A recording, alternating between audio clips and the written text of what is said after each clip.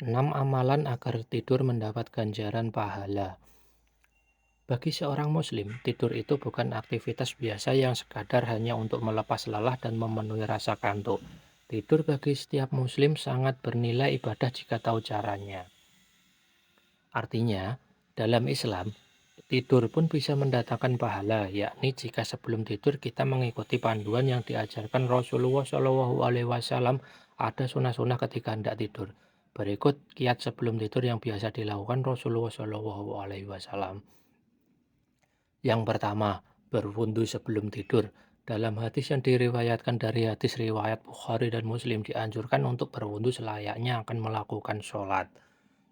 Apabila engkau hendak mendatangi pembaringan tidur, maka hendaklah berwudu terlebih dahulu sebagaimana wudumu untuk melakukan sholat. Hadis riwayat Bukhari dan Muslim. Yang kedua, membersihkan tempat tidur.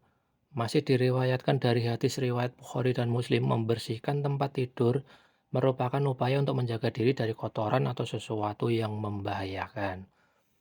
Apabila seorang dari kamu akan tidur pada tempat tidurnya, maka hendaklah mengibaskan kainnya pada tempat tidurnya itu terlebih dahulu, karena ia tidak tahu apa yang ada di atasnya. Hadis riwayat Bukhari dan Muslim. Yang ketiga, membaca doa sebelum tidur. Dari Hudzaifah meriwayatkan dari hadis riwayat Bukhari bahwa hidup dan mati adalah milik Allah Subhanahu wa taala. Dengan membaca doa sebelum tidur, tidur kita terhitung sebagai ibadah. Apabila Nabi Shallallahu alaihi wasallam hendak tidur, beliau mengucapkan, Bismika Allahumma amutu wa ahya. Dengan namamu ya Allah, aku mati dan aku hidup. Dan apabila bangun tidur, beliau mengucapkan, Alhamdulillahilladzi ahyana ba'da ma amatana wa ilaihi nusyur. Segala puji bagi Allah yang telah menghidupkan kami setelah mematikan kami, dan kepadanya lah tempat kami kembali.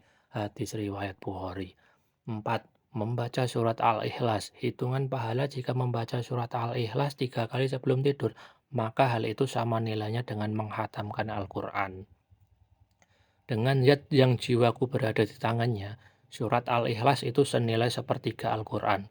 Hadis riwayat Bukhari dan Ahmad. Yang kelima, membaca sholawat. Di saat membaca sholawat, sudah pasti yang membaca akan mendapatkan syafaat di hari akhir nanti. Manusia yang paling berhak bersamaku pada hari kiamat ialah yang paling banyak membaca sholawat kepadaku. Hadis riwayat Tirmizi. Yang terakhir atau yang keenam, membaca tasbih. Rasulullah Shallallahu alaihi wasallam bersabda, siapa yang membaca subhanallahu walhamdulillahi wa la ilaha illallah wallahu akbar, ia dinilai sama dengan orang yang melakukan haji dan umroh. Begitulah antara lain sunnah Rasulullah SAW sebelum tidur yang sudah semestinya juga dilakukan setiap muslim. Jika sudah melakukan sunnah Nabi tersebut, maka tidur kita tidak hanya berkualitas, tapi juga akan mendatangkan pahala. Amin, amin, ya robbal alamin.